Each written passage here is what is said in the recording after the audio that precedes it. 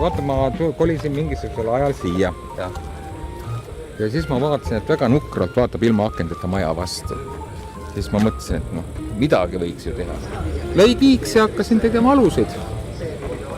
Aga noh, vaata. Kiiksuga juhtub alati see, et asi areneb edasi, siis hakkad muud ka tegema.